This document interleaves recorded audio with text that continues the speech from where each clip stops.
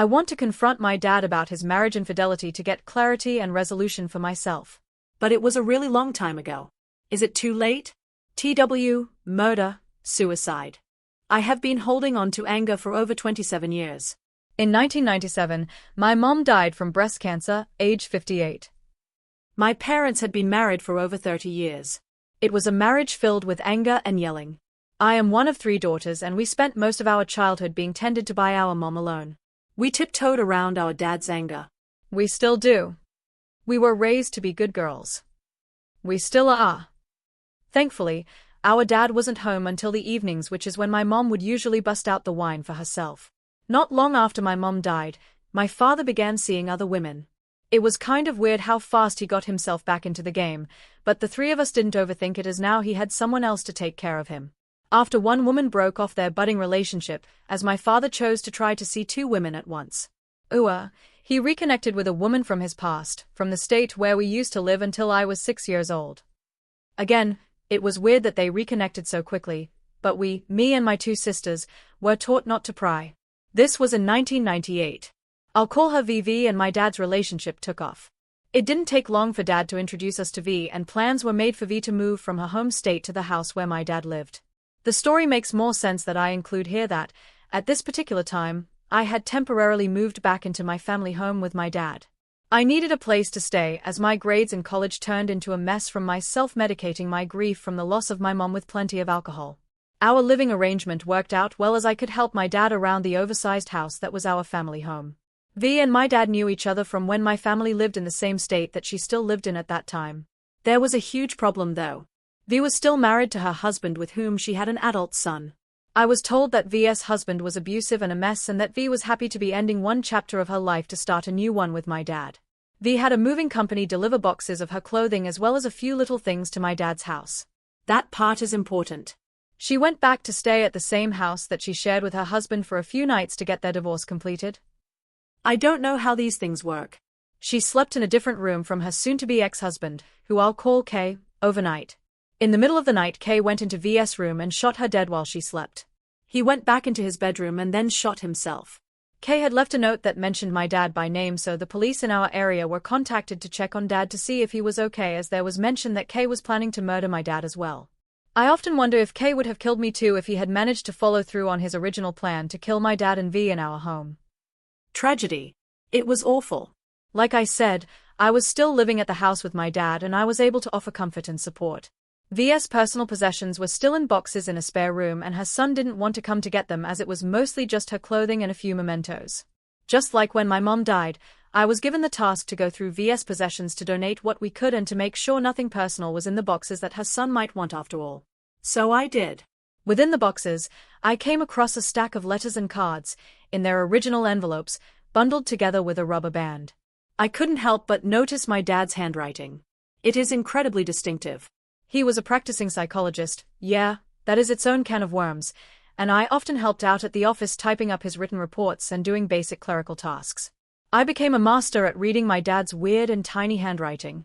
I didn't think much of the stack of letters, as I thought they were more recent and none of my business. I was setting them aside when I noticed the postage stamp before Forever Stamps on the top envelope had such a low value. Weird. Then my eyes traced to the return address. It wasn't our address, it was a P.O. box.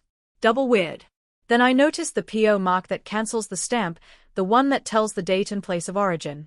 It was from 1983, 4 years after our family had moved to the state we were in now. So extra weird. I decided to look into the envelopes. I couldn't stop myself.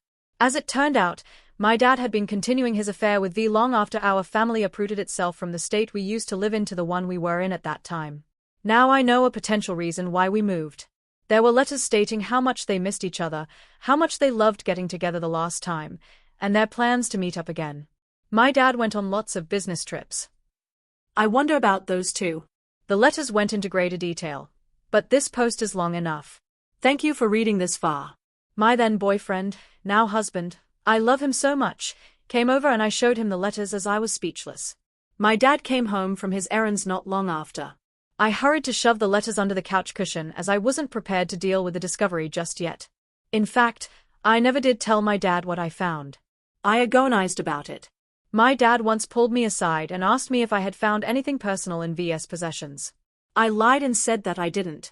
Ultimately, at that point in time, I convinced myself that since both my mom and V were both dead, the only one hurting would be my dad if I were to reveal what I knew.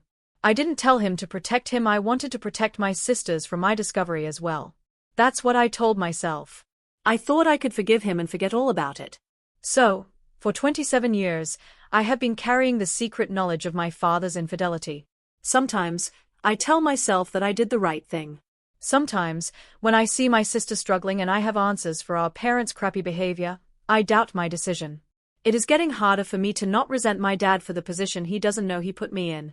Especially as I get older and closer to the same age as my mom did when her breast cancer came out of remission, and I recognize how little my own dad tended to her emotional needs at that time.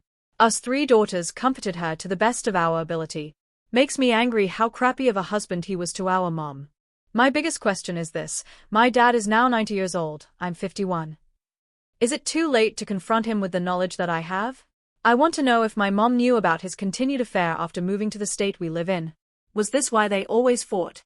Did mom have plans to leave him after she raised her 3 daughters? Does he recognize that their constant fighting affected all 3 of his daughters in ways that took decades as well? Husbands who are so very patient and loving and kind to help us heal from? Mostly, I just want to know if my mom knew. That alone would clear up so many questions. Is it too late for me to ask? Should I just keep bottling up my anger until he dies? He asked me to visit him last Friday in the state that he has retired to, and I just can't muster up the enthusiasm to fly out there anymore and play the role of the good and dutiful daughter. I don't want to see him, but he doesn't know why. And that seems mean. Postscript. Not long after V was murdered, another woman slinked her way into my dad's life. She is a narcissistic queen. I am now no contact with her after 15+ years of tiptoeing around her too. They deserve each other. TLDR, a very long time ago, my dad was carrying on an affair. I found out. I kept my mouth shut. I want to get clarity and to cleanse myself from my anger once and for all. I want answers. Should I ask him? I'm running out of time as he is now 90 years old. Or should I just keep my mouth shut and take the knowledge to my own grave?